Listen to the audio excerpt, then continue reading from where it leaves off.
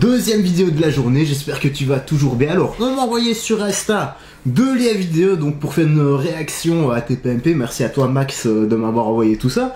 Bon, la première vidéo, je vais t'avouer, je m'en tartine les burnes à l'ovomaltine. C'était un gars qui avait fait de la chirurgie esthétique. Moi, ça me passe tout de suite la tête. Par contre, comme je l'avais déjà expliqué, s'il y a des débats assez sérieux, etc., là, pourquoi pas essayer. Donc cette vidéo, c'est une petite esquisse, et tu me diras ce que tu penses de tout ça dans l'espace commentaire, ce qui a amélioré, etc. Donc le thème de la vidéo aujourd'hui, c'était scandale autour d'une prison pour agresseurs... Voilà, pour les prédateurs, quoi. Comprenez-vous que cet étabbissement puisse exister. Donc, vite fait, Max m'a fait le topo. C'est en gros les hommes qui aiment les enfants, qui sont mieux traités que les gens qui dorment dehors, donc que les sans-abri, etc. Bah, tu sais quoi, voilà, sans plus tarder, nos blabla, on va balancer tout ça. La prochaine vidéo, bah, je ferai plus rapidement parce que là, comme j'ai dit, bah, c'est la première peut-être d'une longue série. On verra bien d'une esquisse. Allez, stop de blabla et c'est parti. Let's go, c'est parti. Je sais bien que les prisons débordent, et donc s'ils se prennent 2-3 vandales parce qu'ils ont fait ça en prison, je vais pas aller pleurer non plus, faut pas déconner. Ok, on arrive en cours de débat en fait. Juste ensemble, je sais qu'à Caen, c'est le cas. À la prison de Caen, on en a mis une grande partie. Alors là, ils jouent pas au boule, ils sont comme des prisonniers, ils sont entre eux, parce que justement, ça déraillait trop. Après, ça inquiète la région. Parce que les mecs, quand ils sortent, bah, ils sortent où? Ils sortent de la prison de Caen.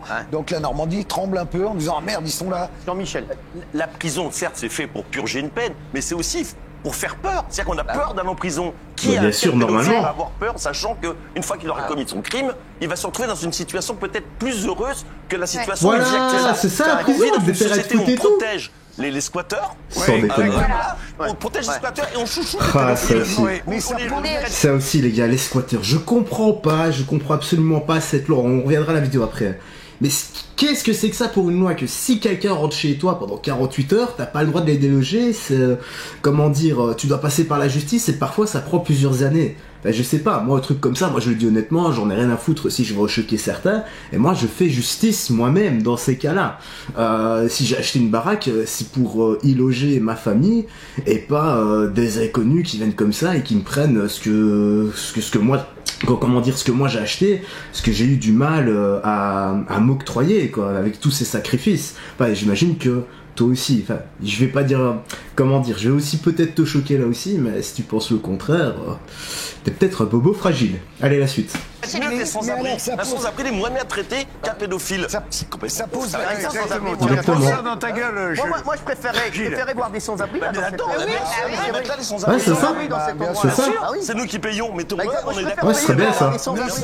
Cyril, ça pose la question de pourquoi tant de laxisme à l'égard. Pourquoi tant de laxisme? Moi, je vais te le dire clairement.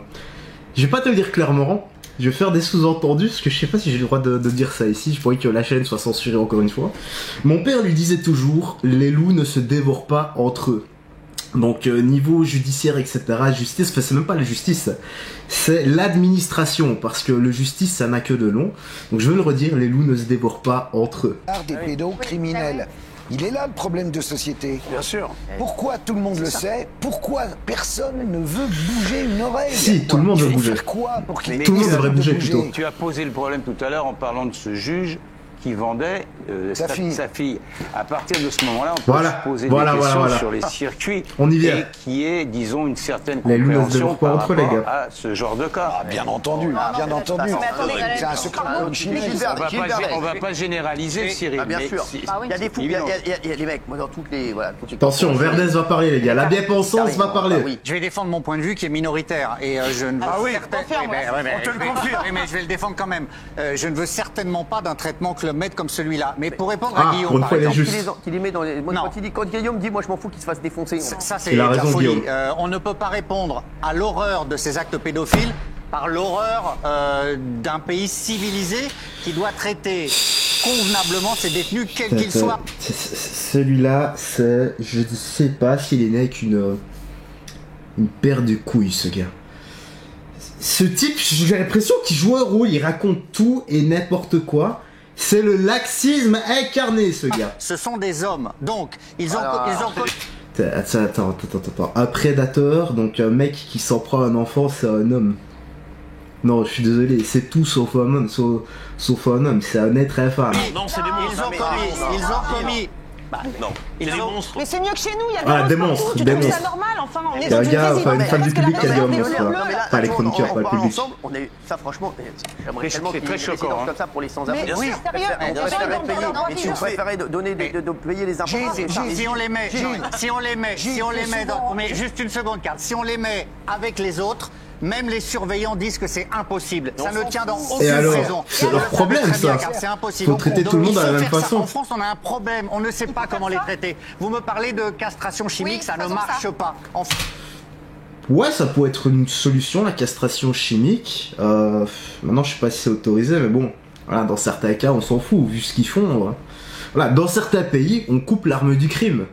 Donc voilà. En France, on n'a pas le droit de castrer chimiquement parce qu'on ne peut pas. On a le droit de mettre des passes sanitaires, mais pas de castrer.